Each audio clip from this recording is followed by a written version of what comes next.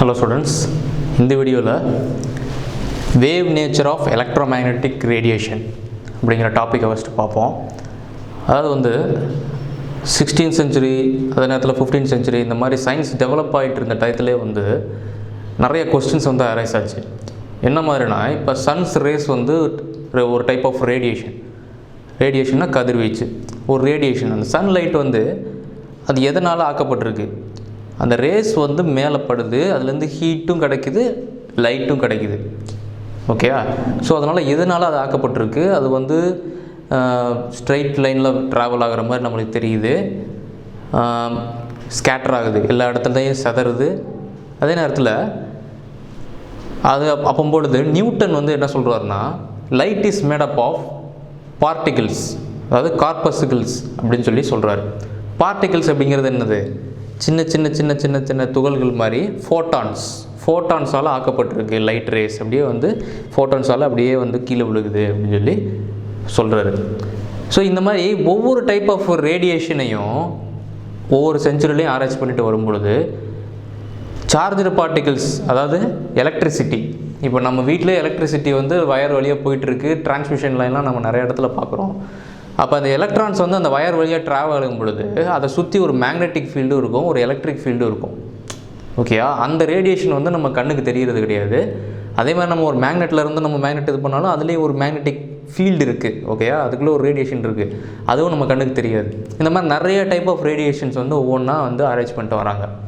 அப்போ பொழுது James Maxwell 1870 என்ன சொல்கிறாரு? Electrically charged particle moves under acceleration.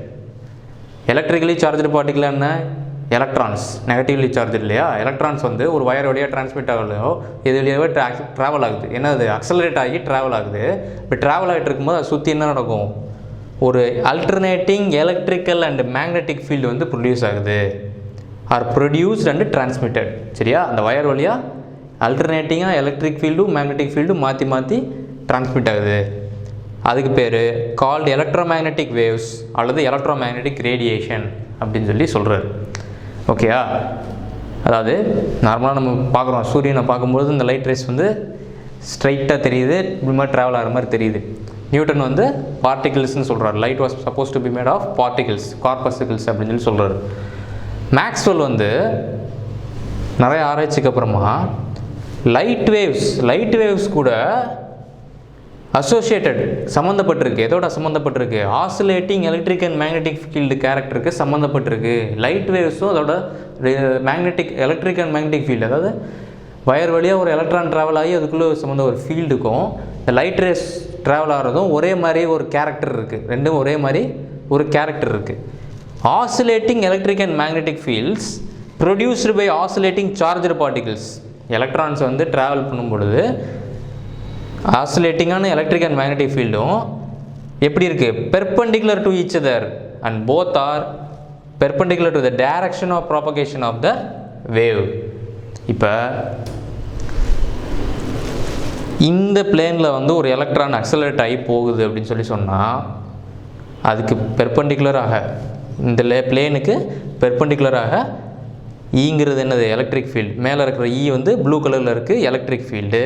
பெர்பெண்டிகுலராக இந்த பிளேனில் போகிறது ரெட் கலரில் இருக்கிறது மேக்னெட்டிக் ஃபீல்டு. இந்த பிளேனுக்கு இப்படி ட்ராவல் ஆகிட்டு இருக்கு, இப்படி ஒன்று இருக்குது, இன்னொன்று இப்படி இருக்குது. ஓகேயா?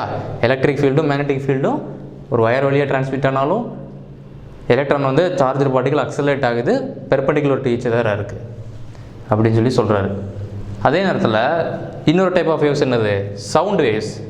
சவுண்ட் வேவ்ஸும் வாட்டர் வேவ்ஸும், கடலில் அலைகள் வருது, அதே நேரத்தில் சவுண்ட் வேவ்ஸ் இருக்கு இல்லையா?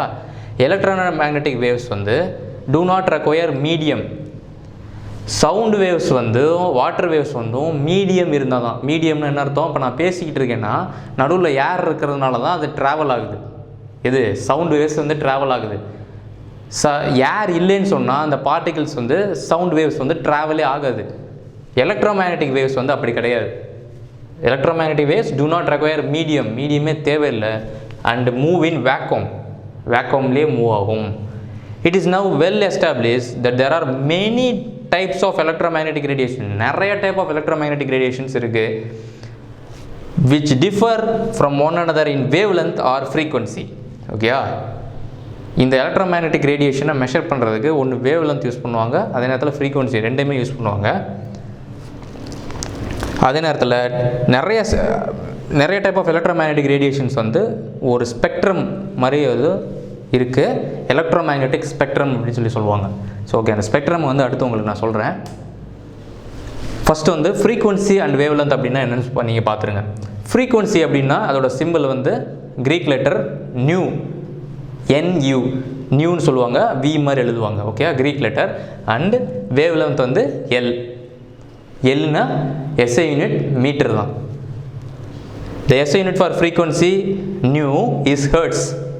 Okay, hertz per second இல்லது hertz s to the power minus 1 after Heinrich Hertz அப்படின்ற சயின்டிஸ்டோட ஒர்க்குனால ஃப்ரீக்வன்சின்றதே வந்து கண்டுபிடிக்கப்பட்டது. ஸோ ஃப்ரீக்வன்சிக்கு வந்து ஹெர்ட்ஸ்ன்ற யூனிட் வச்சுருக்காங்க. சிம்பிள் வந்து Greek letter nu. It is defined as the number of waves that passes through a given point in 1 second. ஒரு செகண்டில் இந்த ஒரு பாயிண்ட் வழியாக எத்தனை வேவ்ஸ் வந்து பாஸ் ஆகுது அப்படின்னு சொல்லி சொன்னால் அது வந்து ஃப்ரீக்வன்சி.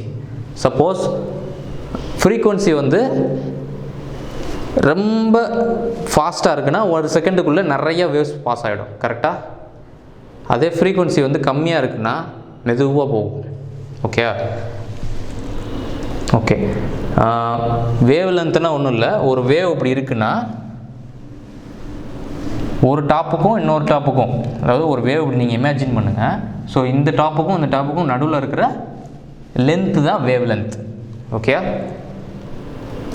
ஓகே நிறைய டைப் ஆஃப் எலக்ட்ரோமேக்னெட்டிக் ரேடியேஷன்ஸ்லாம் இப்போ என்னென்ன இருக்குது? Radio frequency region. Radio frequency ரீஜனாக நம்ம எஃப்எம் கேட்குறோம், அந்த வேவ்ஸ்லாம் எப்படி இருக்குது? இன்விசிபிளாக இருக்குது, நம்ம கண்ணுக்கு தெரியறதில்ல. அதே நேரத்தில் செல்ஃபோன் நம்ம பேசிக்கிட்டு இருக்கும்போதும் அந்த ரேடியேஷன்ஸும் நம்ம கண்ணுக்கு தெரியறதில்ல. ரேடியோ ஃப்ரீக்வன்சிலாம் என்ன ரீஜனில் இருக்குது? 10 to the power 6 ஹெர்ட்ஸில் இருக்குது அதோட frequency. Used for broadcasting. Microwave region around 10 to the power 10 hertz used for radar. Infrared region around 10 to the power 13 hertz used for heating. Infrared region வந்து heating யூஸ் பண்ணுறாங்க. Ultraviolet region 10 to the power 16 hertz, a component of sun's radiation. சூரியனோட கதிர்கள்லேயே ultraviolet region ஒன்று இருக்குது, அதோட frequency எவ்வளோ இருக்குது? 10 to the power 16 hertz இருக்குது. Okay, நம்மளோட கண்ணுக்கு தெரிகிற ஒரு ஃப்ரீக்வன்சியில் இருக்கிற வேவ்ஸ் பார்த்தீங்கன்னா த ஸ்மால் போர்ஷன், சின்ன அளவில் தான் இருக்குது. 10 to the power 15 hertz is what is ordinarily called visible light. அது மட்டும்தான் நம்ம கண்ணுக்கு தெரியுதோ, விசிபிளாக இருக்குது. It is only this part which our eyes can detect or see. Simple instruments are required to detect non-visible radiation. சிம்பிளான இன்ஸ்ட்ருமெண்ட்ஸை வச்சு கண்ணுக்கு தெரியாத ஒரு சில கதிர்களை வந்து அது எவ்வளோ அளவுக்கு இருக்குது அப்படின்னு சொல்லி நம்ம டிடெக்ட் பண்ண முடியுது. ஸோ ஓகே, இதுதான் வந்து எலக்ட்ரோமேக்னெட்டிக் ஸ்பெக்ட்ரம். அதாவது இவ்வளோ டைப் ஆஃப் ஃப்ரீக்வன்சியில் அது ஒர்க் ஆகிட்டுருக்கு. அந்த ஒர்க் ஆகிட்டு இருக்கிறது பார்த்திங்கன்னா நம்ம கண்ணுக்கு தெரிகிற ஃப்ரீக்வன்சி ரீஜன் இவ்வளோ தான் இருக்குது. ஓகேயா, ஒன்றும் இல்லை. விசிபிள் ஸ்பெக்ட்ரம் வந்து என்னது? விப்ஜிஆர். இந்த கலர் ரீஜன் மட்டும்தான் நம்ம கண்ணால் டிடெக்ட் பண்ண முடியுது, நம்ம மூளையால் பார்க்க முடியுது. ஓகேயா, மித்த எந்த வேவ்ஸுமே நம்ம கண்ணால் பார்க்க முடியறதில்ல. என்னது? மைக்ரோவேவு, நம்ம ரேடியோ கேட்குறோம், ரேடியோ வேவ்ஸ் நம்ம கண்ணுக்கு பார்க்க முடியாது. ஏஎம், அடுத்து long radio waves, infrared, ultraviolet, X rays, gamma rays. ஓகேயா, ஸோ கீழே இருக்கிறது என்னது? லாம்டா வேவ் லென்த், மேலே இருக்கிறது nu frequency. 10 to the power 0லேருந்து 10 to the power 24 வரைக்கும் இருக்குது. இது வந்து 10 to the power 8, ஆக்சுவலாக இது மீட்டர். ஓகே, 10 to the power 8லேருந்து 10 to the power -16. Wavelength ரொம்ப கம்மி, ஃப்ரீக்வன்சி அதிகமாக இருக்கும். ரெண்டுமே inversely proportional. Okay, wavelength கம்மியாக இருந்தால் ஃப்ரீக்வன்சி அதிகமாக இருக்கும், ஃப்ரீக்வன்சி கம்மியாக இருந்தால் வேவ் லென்த் அதிகமாக இருக்கும். Inversely proportional. ஓகே, வேவ் லென்த்துக்கோட யூனிட் வந்து எஸ்ஐ யூனிட் ஆஃப் லென்த் தான், மீட்டர் தான். ஸோ வந்து வேக்வத்தில் எல்லா எலக்ட்ரோமேக்னெட்டிக் ரேடியேஷனும் ஒரே ஸ்பீடில் தான் ட்ராவல் பண்ணும். என்ன speed? Speed of the light. Light எவ்வளோ ஸ்பீடில் ட்ராவல் பண்ணுமோ அதே தான் எல்லா எலக்ட்ரோமேக்னெட்டிக் வேவ்ஸும் வேக்வத்தில் ட்ராவல் பண்ணும். 3.0 × 10 to the power 8 metre per second. கரெக்டாக சொல்லணுன்னா 2.997925 × 10 to the power 8 metre per second. ஓகேயா, அது ஸ்பீட் ஆஃப் த லைட்டோட சிம்பிள் என்னது? சி. ஃப்ரீக்வன்சி வந்து சாரி இது நியூ ஆக்சுவலாக வின்னு எழுதணும். அதே நேரத்தில் wavelength L and velocity of light c are related by the equation speed of the light is equal to frequency into wavelength nu into lambda. Okay. ஸ்பெக்ட்ரோஸ்கோப்பியில் இன்னொரு quantity use பண்ணுவாங்க, அது பேர் வேவ் நம்பர். வேவ் நம்பர் அப்படிங்கிறது என்னென்னா number of wave lengths per unit length. Per unit லென்த்னா என்ன அர்த்தம்? ஒரு மீட்டருக்குள்ளே எவ்வளவு வேவ் லென்த்ஸ் இருக்குது, நம்பர் ஆஃப் வேவ் லென்த்ஸ் இருக்குது அப்படிங்கிறது வேவ் நம்பர்னு சொல்கிறாங்க. அதோட சிம்பிள் வந்து nu bar. It's unit are reciprocal to wavelength unit. Reciprocal to wavelength, ரெசிப்ரோக்கல்னா என்ன? 1/மீட்டர் இன்வர்ஸ்.